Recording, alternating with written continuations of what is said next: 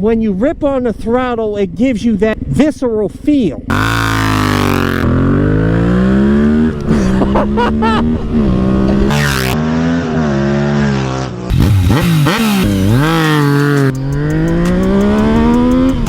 no! Oh my God! Let's go for a ride.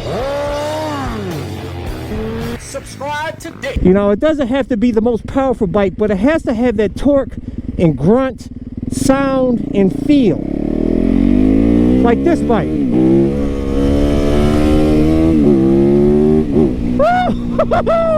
You want to get my gear like this ultra lightweight carbon fiber helmet, motovlog camera, airbag vest to help keep you safe. All of my gear, I always include links in the description. I'm telling you, man, and this obviously, this is my 2019 YZ450FX custom supermoto that I made street legal. I put a 44 tooth sprocket on the back, a set of supermoto wheels, and some other mods to it. And I'll tell you guys, this obviously this doesn't have the top end of a liter bike in the super sports. You know, it does 105 miles per hour tops. But it's got, but this bike weighs 265 pounds, and it has a lot of its power at the bottom. That grunt where you want it out here on the streets. It's gonna bust some wheelies. You know what I'm saying? And it has the feel. It's raw. This doesn't have any of the emissions crap that robs the power and feel and the character of the bike.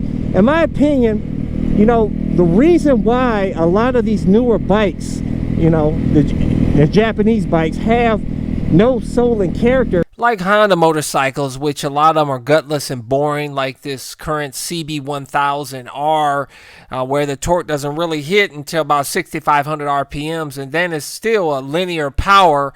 Nothing exciting about this bike. It's mainly because of emissions. Because every year they want to choke the bikes more and more to meet emission standards. And they refine the bike. Every year they refine the bikes more and more. And they make the power more linear through the power curve. So that kind of takes away some of the bike's soul and character. And also the sound. You know, it's always they're trying to meet sound restriction requirements and all that.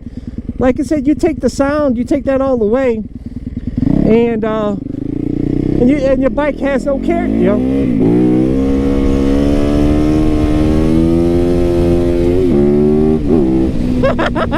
I'll be honest with you guys, the European bikes, a lot of them do have character though. I mean, because I own a Ducati XD Avail, and I will tell you guys, stock, not even putting on an after, I didn't do anything to the bike, really, nothing. And that bike had character, all kinds of character and soul that you could ever want in a motorcycle. Even the stock sound sounded good.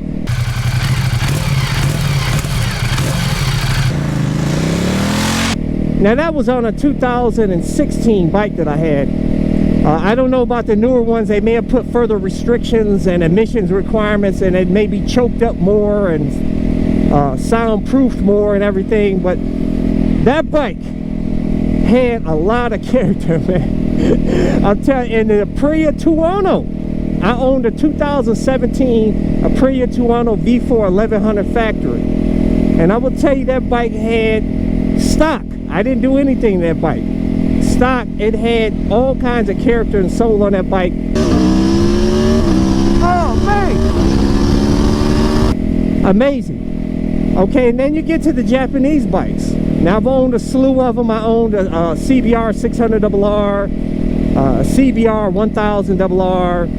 You know, I owned a Yamaha MT-09, Yamaha WR250R. A 2022 Yamaha MT-07, which I currently own. Of course, this bike, this YZ450FX, you can't even really include this YZ in with the other Japanese bikes that I mentioned that are street legal, because this is a raw dirt bike with no emissions, crap, nothing. This is straight raw, pure motorcycle right here. That's why this bike's got all the character, feel, and everything you can want in a motorcycle on this bike. The other bikes, in order to get some character and feel on those bikes and sound and everything, of course, you got to mod the heck out of them, you know. You got, not the heck out of them, but you got to put on an aftermarket exhaust. You You gotta flash tune them. You know, you gotta do some things. Woo-hoo-hoo-hoo! You gotta mod them. You know, you gotta take the restrictions off the bike.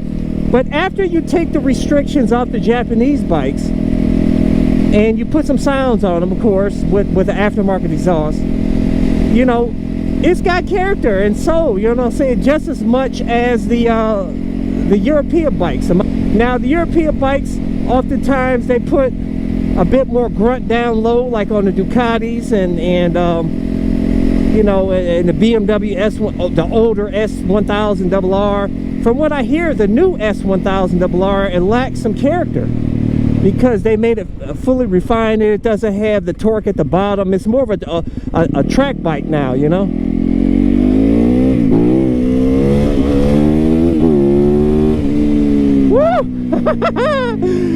Yeah, baby, I don't know where I'm going. I'm just riding up in neighborhoods up in here, out here in the country. Like I said, even the European bikes, the new ones, are more refined. They lack soul and character just as much as the Japanese ones because they're all refined, you know. If you look at the older Japanese bikes, you know, they're amazing. They had great character and soul on the older Japanese bike because they were less restricted. You know, they didn't have all the extra emissions crap. They breathed better. They were more raw. They didn't have all these extra, like I said, restrictions and everything.